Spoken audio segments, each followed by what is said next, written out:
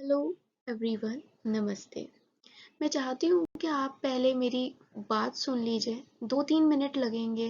Video को skip मत करिएगा, क्योंकि आप तक मैं अपनी बात इसी माध्यम से पहुँचा सकती हूँ। मैं कोई मतलब कि वॉच टाइम नहीं बढ़ाना चाहती, ना ही कुछ ऐसा है। अगर इस प्रकार से होता तो मैं बहुत ही ज़्यादा रेगुलर वीडियोस देती। तो मैं यही बताना चाहती हूँ कि कुछ मैं काम ऐसा करती हूँ कि मुझे टाइम नहीं मिलता। काफ़ी मंथ बाद वीडियोस आती हैं, मैं रेगुलर नहीं हूँ, लेकिन मैं देख रही हूँ कि रिस्पॉन्स काफ़ी अच्छा आ रहा है लोगों से। और उन लोगों का तहे दिल से धन्यवाद करती हूँ, उनको थैंक्स करती हूँ और उनके लिए बहुत दुआ करती हूँ, शुभकामनाएं देती हूँ उनको। जो मतलब मतलब उनको अगर फ़ायदा हो रहा है, फ़ायदा बहुतों को हो रहा है, लेकिन कुछ ही लोग हैं जो आगे कमेंट करते हैं, लाइक करते हैं। तो थैंक यू जिन्होंने भी सब्सक्राइब किया है, कमेंट किया है और दूसरे लोगों को भी इस चैनल के बारे में बताया। थैंक यू, दिल से बोल रही हूँ।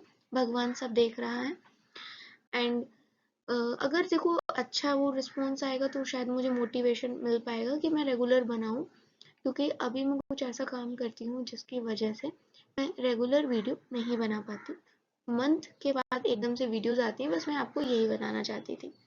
सो आज की वीडियो में जैसा कि आपको ये 11th पार्ट है और हम यहाँ पर रोल ऑफ फाइबर, हमारे शरीर में फाइबर का क्या योगदान होता है, ये देखने वाले हैं।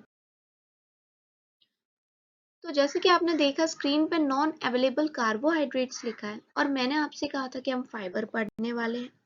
तो दरअसल आपको पता पड़ेगा कि नॉन अवेलेबल कार्बोहाइड्रेट्स ही क्या है या फाइबर क्या है। सो अगर आपने कभी भी कोई न्यूज़पेपर के या मैगजीन के हेल्थ कॉलम्स को पढ़ा हो तो आपको फाइबर नाम का शब्द देखने को मिला होगा।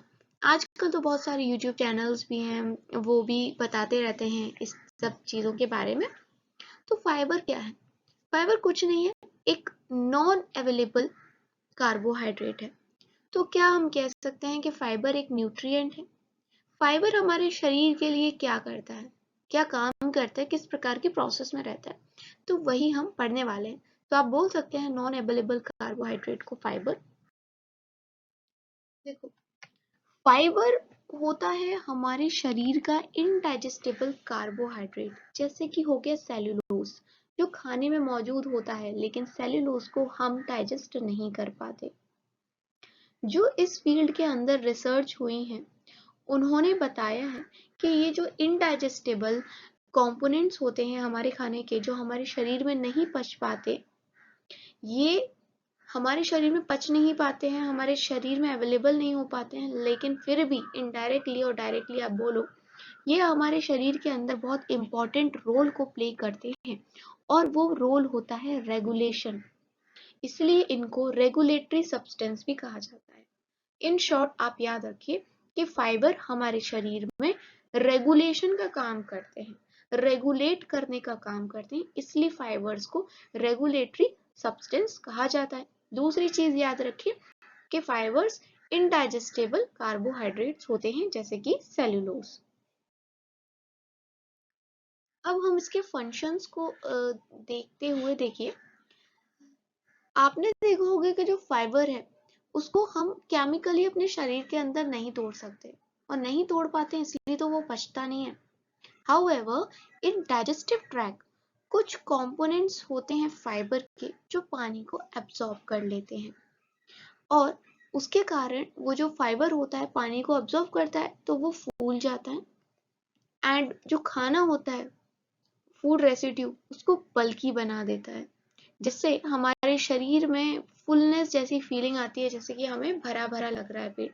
इसलिए बहुत लोग कहते हैं कि अगर आप डाइटिंग कर रहे हैं, आपको पतला होना है, तो आप क्या करो, फाइबर्स खाओ ज़्यादा से ज़्यादा, क्योंकि फाइबर्स पानी के साथ मिलके फूल जाएंगे तो आपको पेट में लगेगा फूला फूला, तो आपको भूख नहीं लगेगी और आप खाना कम खाओगे तो आप पतले हो जाओगे।